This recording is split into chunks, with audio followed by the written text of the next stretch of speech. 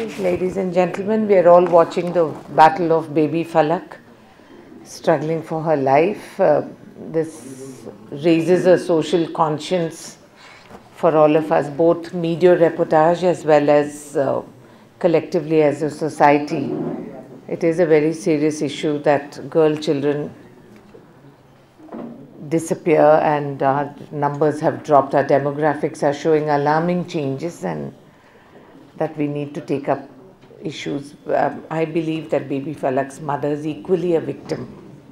Women are victims of our society in many ways, and legislations which help set direction still fall short in many fronts. That was my prayer for baby Falak, that this battle that this child is putting up for her life, it must stir all our hearts, a collective consciousness to ensure that these things don't happen again and again. As for the rest, what are the issues that you would like to discuss? What about Gujarat? Madam, Mulayam Singh ji ने आज एक rally में जो बयान दिया है कि अगर उन्हें जरूरत पड़ेगी वो कांग्रेस का समर्थन लेकर उत्तर प्रदेश में चुनाव के बाद सरकार बनाएंगे। बीजेपी को बाहर रखने के लिए कांग्रेस को समर्थन दे भी सकते हैं और ले भी सकते हैं। Ma'am, is this the Samajwadi Party's way of telling you that you are the B team in UP? I don't think we know who the A team is as yet, so these are premature conclusions. There has been no pre-poll alliance tie-up and we haven't yet arrived at a post-poll scenario. Since elections are on midway, I don't think it is right for us to comment on this. ठीक है, मुलायम सिंह जी ने कहा है, उनका जवाब मुलायम सिंह जी ही देंगे। हम अभी चुनाव के बीच में हैं और मैं सोचती हूँ कि अभी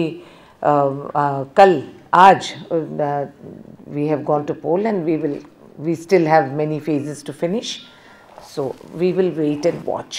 मैम, मुलायम सिंह जी की तरफ से अगर ये ऑफर आया है, आपको लगता है कि कांग्रेस और समाजवादी पार्टी नेचुरल अलाइंस बनते जा रहे हैं? ये फैसला और इसके बारे में जिक्र करना भी it is premature and unnecessary at this point. अभी हम चुनाव लड़ रहे हैं, चुनाव के मुद्दे लेके हम आगे बढ़ रहे हैं। I am no authority to rule it or go for it. We will wait and watch. Renuka ji, a contempt notice has been issued against the Modi government. How would the Congress want to look at it? You know, we don't have any particular happiness or celebrate what happens with the Modi government. We are only reassured that there is a system that works. This is something that we have been saying and reiterating for the past. And it is really for the Modi government to come out and say what they think about it, because they have been denying, misguiding and misruling for a long time. So it is for the onus is on the Modi government.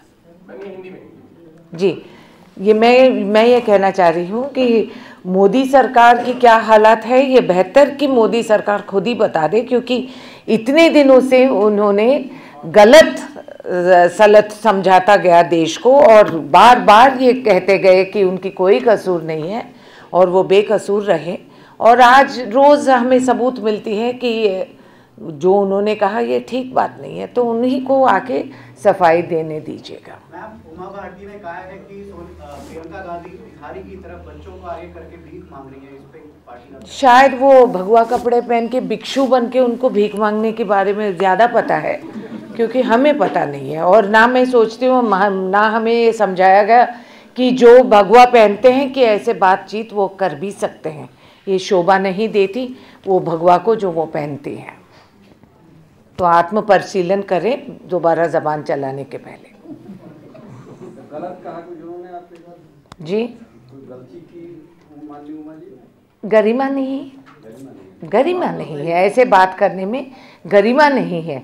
अगर प्रियंका गांधी का vote भीख मांग रहे तो आप क्या कर रहे हैं उत्तर प्रदेश में, मध्य प्रदेश छोड़कर? तो ये उनको जवाब देनी पड़ेगी कि ऐसे बात करना, जिस होदा में वो है, जिस इसमें वो जाके पूछ रही हैं 10 लोगों के पास वोट, तो वो अपनी गरिमा की सीमा पे रहे, बेहतर होगा, उनकी भी इज्जत रहेगी। नहीं तो वो भी बेइज्जती की ये कसूर हो जाएगी। Ma'am, there is one question related to the income tax department, which has found that a reputed diamond merchant, an IPL, Kochi IPL franchisee owner, Rose, she has been regularly paying money to former Chief Justice of India, KG Balakrishnan's advocate son-in-law. I'm afraid these facts are not known to us.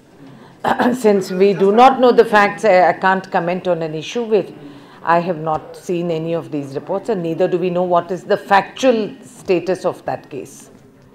Karnataka के episode के बाद जो phone mister देख रहे थे, बाकी local media को विधानसभा में एंट्री बैन कर दी है कर्नाटक गवर्नमेंट। तो नई क्या बात है? कर्नाटक सरकार ये आदत से मजबूर है कि वो सच को दबाते रहेंगे और छिपाते रहेंगे और अपने हरकत करते रहेंगे। तो इसको बेहतर ये कि वो एमएलएस को असेंबली से बर्खास्त कर दे, ताकि इनको छिपाने की ज़रूरत नहीं है। फ्रीडम ऑफ प्रेस वहाँ क्या हो गया? फिर सवाल उनसे पूछिएगा कि what happens to freedom of press? May be they have only freedom to view porn in the assembly, और कोई हकदार नहीं बनते हैं। अभी जो समझौता एक्सप्रेस ब्लास्ट मामला सामने आया, उसमें संघ ने एक बार फिर कहा कि उनका नाम दिल्ली से खिसका जा रहा है। जी, वो संघ परिवार जो भी कहे, जैसे सबूत निकलते जाएगी, जब वो इंसान ने अपने आप कहा है तो इसमें दूसरों के खेल कहाँ से आ गई? संघ परिवार को आज नहीं भविष्य में भी जवाब देना ही पड़ेगा, और जब जैसे सच सच निकलते जाएगी उनको कहना पड़ेगा, उसकी सामना करना पड़ेगा। और जैसे इन्वेस्टिगेशन, इस समय पे हमें कोई खुशी नहीं है इनके इस बारे में जिक्र करने की, क्योंकि ऑनगोइंग इन्वेस्टिगेशन जारी है, और जैसे ही इन्वेस्टिगेशन ख़त्म होगी और कंसर्न एजेंसीज आगे आएंगे और सबूत समेत वो पेश करेंगे, जब उनको कहिए कि वो ज़ोर ज़ोर के पुकार के कह सकते हैं जो मर्ज़ी कहना चाह रहे हैं। मगर वाकई हकीकत ये है कि ये इंसान ने आगे आके कहा, हाँ ये मैंने किया है, उसने खुद कहा है। तो अब दूसरों के रोल इसमें क्या होगा, ये संघ परिवार जाने। रेणुका जी, आपने बेबी फलक की बात की, क्या मौजूदा कानून कहीं ना कहीं इसके लिए जिम्मेदार है जो भी हालत है बेबी फलक की या उनकी माता? देखिए, कानून की बात नहीं, कानून हम बहुत सारे बनाते हैं, अमल भी करते हैं, मगर सामाजिक तौर से जो हमारी कलेक्टिव रिस्पॉन्सिबिलिटी है, इसमें मुझे लगता है कई कमियां हैं सामाजिक तौर से, कि एक औरत मजबूर हो जाती है छोटे बच्चों को छोड़ देने की, एक आदमी के दबाव में आके वो खुद शिकार बन जाती है सामाजिक तौर से। तो ये झगड़ा और ये लड़ाई आज की बात नहीं है, अरबों सालों से हो रही है।